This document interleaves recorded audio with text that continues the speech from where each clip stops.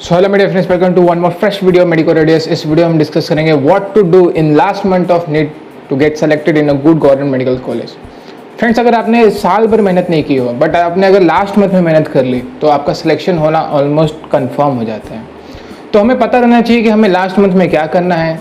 तो उन सारी टॉपिक्स को मैंने इस वीडियो में डिस्कस किया है, तो आप इस वीडियो को एंड तक देखिए and let's start without wasting the time.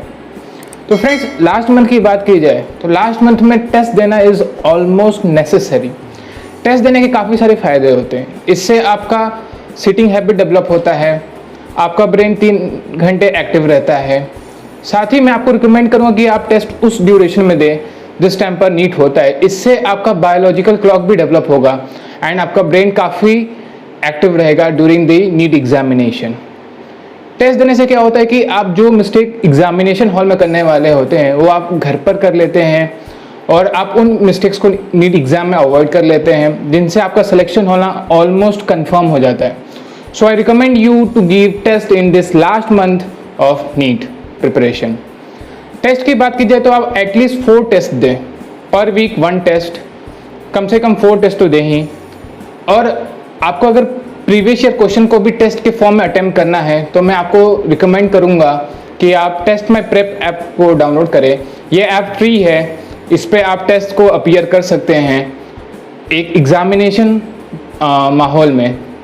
So I recommend you to download the test my prep app. मैंने खुद इसे डाउनलोड किया था और सारे प्रीवियस ईयर क्वेश्चन को अटेम्प्ट किए थे in a form of a test which help me to boost my. Subjects की बात करें तो नीट में 3 सब्जेक्ट्स आते हैं, biology, chemistry and physics. Biology में 90 क्वेश्चन आते हैं। 90 क्वेश्चन मतलब 360 मार्क्स। अगर आप बायोलॉजी में आउट ऑफ 360 330 भी सिक्योर कर लेते हैं तो आपका सिलेक्शन ऑलमोस्ट कंफर्म हो जाता है।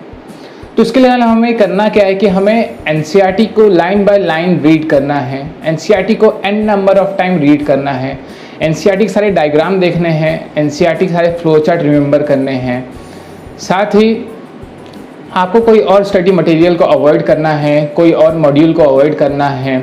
सिर्फ एनसीईआरटी को day to day and daily revise करते रहना है। फिर बात करें केमिस्ट्री की तो केमिस्ट्री में 3 पार्ट्स होते हैं, physical chemistry, organic chemistry and inorganic chemistry.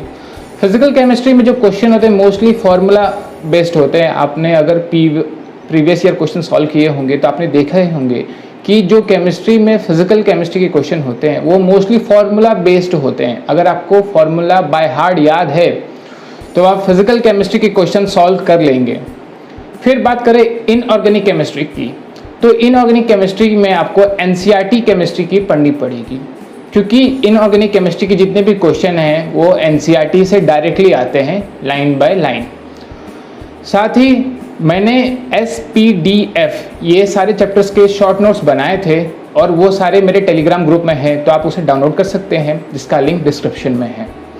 फिर बात करें ऑर्गेनिक केमिस्ट्री की तो ऑर्गेनिक केमिस्ट्री में आपको नेम्ड रिएक्शन पढ़ने पड़ेंगे, मैकेनिज्म बेस्ड क्वेश्चन आपको सॉल्व करने पड़ेंगे, क्योंकि ये आ सकते हैं एग्ज़ाम में और थोड़े डिफ़िकल्ट होते हैं मैकेनिज्म बेस्ड क्वेश्चन। तो इन्हें आप अगर डेली सॉल्व करते रहेंगे तो आप इजीली इन्हें अटेम्प्ट कर सकते हैं नीट एग्ज़ाम।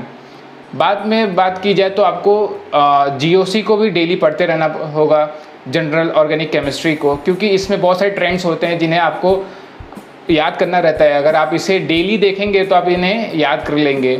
फिर बात करें थोड़े इंपॉर्टेंट चैप्टर या फिर इजी चैप्टर जैसे कि biomolecules, chemistry in everyday life and environmental chemistry, तो आप इन्हें भी पढ़ते रहिए, क्योंकि ये काफ़ी इजी चैप्टर है और बहुत स्कोरिंग चैप्टर है, तो आप इन्हें बिल्कुल अवॉइड नहीं कर सकते हैं, तो आप इन्हें भी पढ़ते रहिए।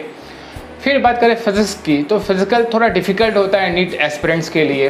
तो फिज़िक्स में मैं रिकमेंड करूँगा कि आप पहले फार्मूला बेस्ड क्वेश्चन को सॉल्व करिए in NEET exam and in your daily practice also, क्योंकि ये बहुत ईजी क्वेश्चन होते हैं और इनसे आप ज़्यादा मार्क्स सिक्योर कर सकते हैं। फिर बात करें अगर आपने साल भर कोई ना कोई बुक तो सॉल्व किया होगा, जैसे अरिहंत हो गया या फिर DC पांडे हो गया, तो इनमें आपको कुछ क्वेश्चन ऐसे लगे होंगे कि ये इंपॉर्टेंट है, इनमें अच्छा कंसेप्ट है, तो आप उन्हें मार्क कर लेते होंगे। तो आप उन क्वेश्चंस को पहले रिवाइज करिए एंड थोड़े न्यू क्वेश्चन भी सॉल्व करिए, ताकि आप में न्यू क्वेश्चन सॉल्व करने की हैबिट बनी रहे। साथ ही आपको फॉर्मूले तो सारे पढ़ने ही पड़ेंगे इन फिज़िक्स, क्योंकि बहुत सारे फार्मूले है फिजिक्स में और इन्हें आपको रिमेंबर करना बहुत इंपॉर्टेंट है to get a good medical college and to get selected in a NEET. मैंने अपने फिजिक्स के शॉर्ट नोट्स मेरे टेलीग्राम ग्रुप में दिए हैं, तो आप उन्हें डाउनलोड कर सकते हैं जिसका लिंक डिस्क्रिप्शन में है। सो फ्रेंड्स, आप पढ़ते रहिए डेली, अपना एक अच्छा शेड्यूल बना के रखिए। आप किसी भी रूमर्स में बिलीव ना करिए कि नीट पोस्टपोन होगा या नहीं होगा, क्योंकि इससे आप सिर्फ लेज़ी बनेंगे और आपका वर्किंग एफिशिएंसी कम होगा। So I recommend you to study daily and make your schedule and follow your schedule, and all the best.